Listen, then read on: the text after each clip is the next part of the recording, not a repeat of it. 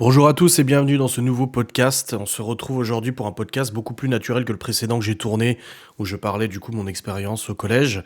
Ce podcast est centré sur les élections présidentielles, comme vous l'avez vu normalement dans le titre, et je me suis dit que le format de podcast se prêtait plutôt bien à l'exercice des élections présidentielles, dans la mesure où on va parler en fait du système de parrainage. Alors vous savez, j'ai fait de nombreuses vidéos concernant les élections, les candidats à l'élection présidentielle. Donc j'ai traité plusieurs candidats, je me suis arrêté, je crois, à Yannick Jadot, et je suis en train de préparer la suite des vidéos. C'est des vidéos qui sont pas forcément beaucoup vues, et pourtant moi je prends beaucoup de plaisir à le faire. Je trouve que c'est super intéressant de lire les programmes et de vous les retransmettre, parce que on n'est pas forcément toujours informé des programmes, on les lit pas forcément, et si je peux comme ça vous aiguiller un petit peu, ou vous donner un petit peu des idées vis-à-vis des candidats, et ben je pense que c'est une bonne chose. Alors vous savez que moi je ne vote pas, ou alors de toute façon je ne voterai pas pour un candidat, même si j'irai au bureau de vote, je ne voterai pour aucun candidat, car mon opinion est déjà faite. Je pense que vous la connaissez si vous me suivez depuis un petit moment. Pour moi voilà, il y en a pas un pour rattraper l'autre, de toute façon on est totalement couillonné dans ce système, mais ça n'empêche pas qu'on puisse s'intéresser un petit peu à notre système d'élection au niveau de la France. Donc la règle des 500 parrainages, je ne sais pas si vous en avez entendu parler ou pas, j'espère que si quand même.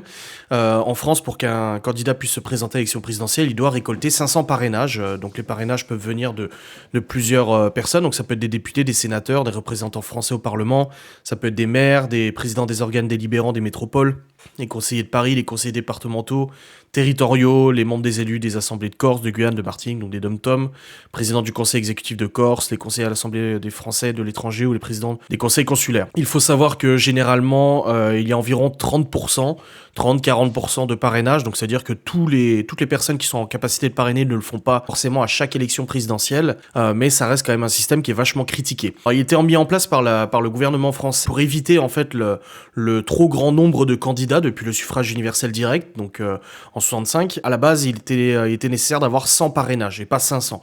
La règle, elle a évolué parce qu'il y avait de plus en plus de candidats qui se présentaient, et c'est pour éviter aux Français d'avoir trop de choix ou que ça soit trop le bazar dans les propositions, dans les candidats et tout ça. Voilà. Une réforme a été adoptée en 1976 qui a porté le nombre des signatures de 100 à 500 parrainages. Officiellement, on ne parle pas de parrainage mais de présentation. Les élus présentant un candidat à titre individuel de façon autonome sans qu'il soit nécessaire que la personne présentée ait d'abord manifesté son intention de se porter candidate. Je lis en même temps de l'article, hein. C'est tout à fait normal que vous m'entendiez en train de lire. C'est pour ça qu'actuellement, par exemple, Emmanuel Macron ne s'est pas encore présenté, mais pourtant il a déjà récolté plus de 1000 parrainages. Le problème de ces parrainages, c'est que c'est très critiqué. Voilà, c'est un système qui est très critiqué parce que ça empêche la multiplication des candidatures. Malgré la réforme de 76, le nombre de candidats s'est élevé à 16 en 2002. C'est vrai qu'on a quand même pas mal de candidats. Ce système prouve son incapacité à faire une place à des candidats populaires mais hors système. Son caractère aussi anachronique, voire archaïque, depuis l'instauration de l'élection du président de la République. Et le risque de voir certains aussi élus marchander leur soutien, mis aux enchères par exemple, ou des prises d'intérêt illégaux, ou des pots de vin ou des choses comme ça pour obtenir des parrainages.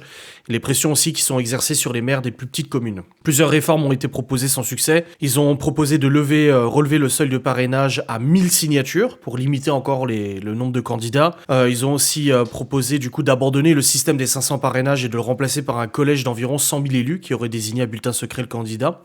Aussi d'instaurer le secret des parrainages pour éviter les pressions exercées. C'est aussi un gros problème qui est très critiqué, c'est le fait que les parrainages sont validés par le Conseil constitutionnel et sont publiés derrière, après officiellement. Donc un maire ou un élu qui accorde son parrainage à un candidat, qui présente un candidat, du coup ne peut pas le faire de manière anonyme. Donc pour certains candidats qui sont un peu touchy, comme par exemple Zemmour, Le Pen et tout ça, bah c'est un peu compliqué parfois pour ces élus de se manifester et d'apporter leur soutien.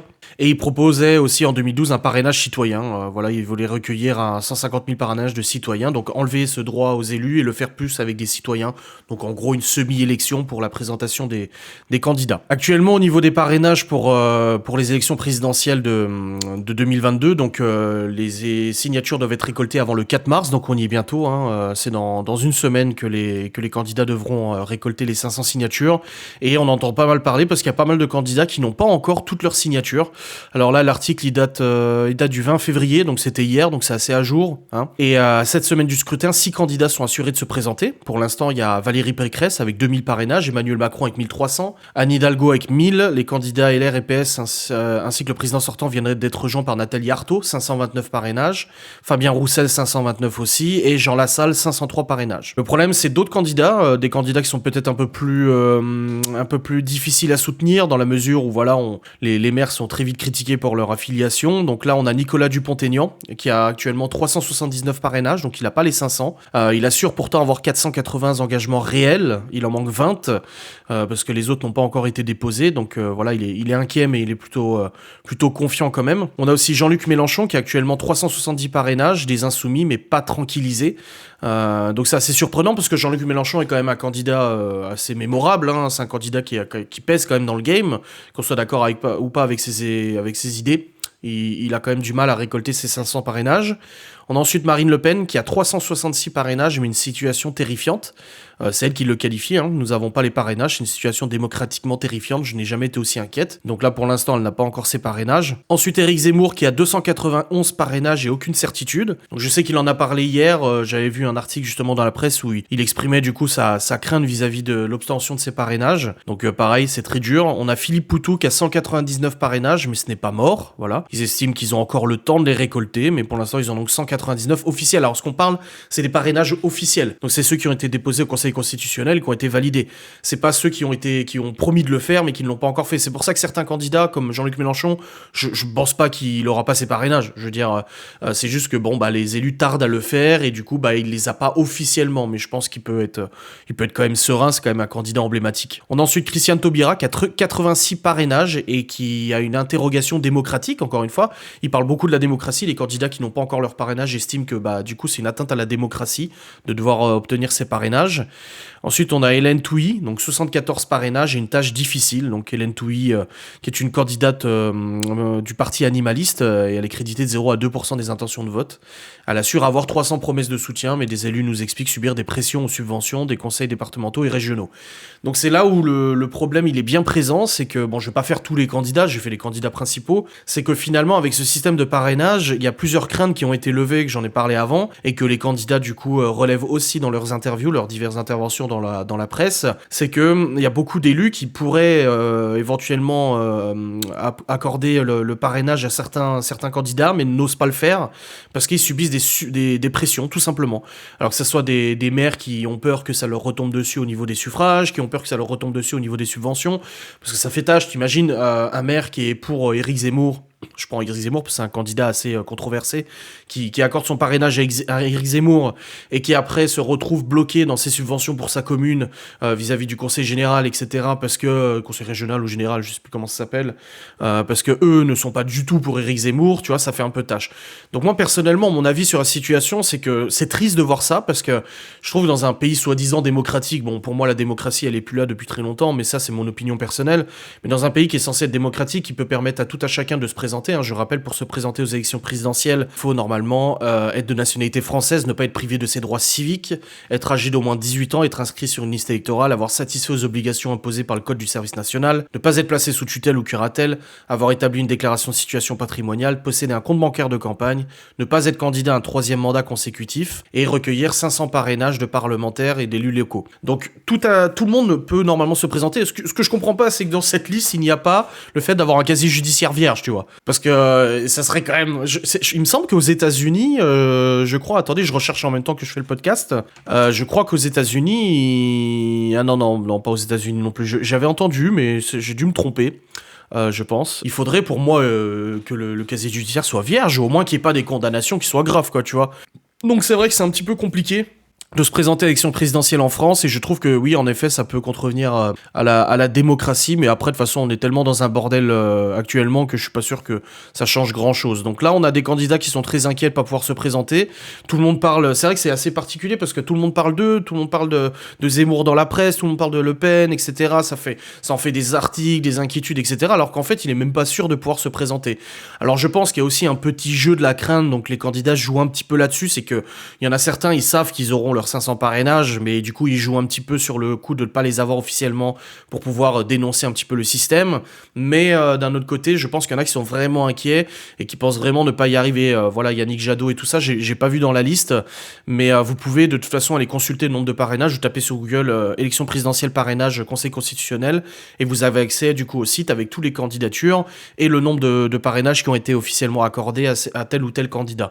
Donc je vous invite à aller le faire pour vous renseigner un peu si vous avez l'idée de vous de voter pour un candidat ou autre, mais je trouve que de toute façon, dans notre système de république actuellement, donc la France n'est pas la République, hein, la République est une institution de la France, mais c'est pas la même chose, mais je trouve que la France, de toute façon, actuellement, vit une situation terrible avec tous ces systèmes de république et tout ce système de votation, de parlement, d'assemblée. Pour moi, comme je vous l'ai dit, je ne voterai pas pour un candidat parce que pour moi, ils sont tous dans le même système et c'est pas les candidats qui changeront quelque chose, c'est le système qu'il faut changer. Voilà, je suis pas anarchiste, je suis pas royaliste ou quoi que ce soit, je prône pas le rétablissement d'une monarchie ou quoi que ce soit, rien du tout, j'ai pas assez de connaissances historiques, politiques, etc. de toute façon pour prononcer à ce sujet, mais je pense que c'est le moment de changer quelque chose. Pourquoi, je ne sais pas, c'est pas mon job, c'est pas mes compétences, mais je pense qu'il faut changer quelque chose. Mais je trouvais intéressant quand même d'aborder en podcast du coup ce sujet des parrainages, des craintes de certains candidats et des règles pour obtenir ces parrainages. Voilà. En tout cas, j'espère que ce podcast aura pu vous donner un petit peu plus d'informations sur tout ce bordel qu'on va continuer d'entendre parler, hein, de toute façon. Jusqu'à la fin des élections, on va pas arrêter d'en entendre parler. Si vous voulez mon petit pronostic, pour moi, Macron va être réélu. De toute façon, je suis sûr à 80% que Macron va être réélu. Vu comme c'est en train de se passer, tout est en train de se faire pour qu'il puisse être réélu. De toute façon, l'arrivée de Zemmour, alors que personnellement, je ne pense pas qu'il pourra passer, il passera jamais, même si je suis pas pour lui, c'est quelqu'un on en parle beaucoup, mais pour moi, il passera pas. Pour moi, l'arrivée de Zemmour et puis d'autres candidats, c'est juste une opposition contrôlée, en fait, comme le Front National, historiquement, a été créé justement pour pouvoir, en fait, créer une opposition contrôlée et pousser les gens à voter pour d'autres partis qui sont, soi-disant, plus light, plus démocratiques, etc. Donc, voilà, pour moi, on est vraiment dans un jeu d'échecs, on est juste des pions, en fait, on est juste manipulés, on est les dindons de la farce et ça changera pas tant que le système n'aura pas changé. Donc voilà pour mon avis. J'espère que cet avis vous aura pas trop choqué, mais bon, on est tous libres d'avoir notre propre avis. J'espère que ce format de vidéo vous aura plu. Enfin, du coup, non, c'est pas une vidéo, c'est un podcast. J'ai essayé, hein, je me tâtonne encore un petit peu, c'est un peu, voilà, c'est pas sûr pour moi, mais bon, j'essaie de faire quelque chose et j'espère que ça vous aura plu. Et cette fois, je n'ai pas lu, à part l'article de presse, je n'ai pas lu. Je vous fais des bisous, je vous dis à très vite pour un nouveau podcast, amusez-vous bien et surtout profitez de la vie.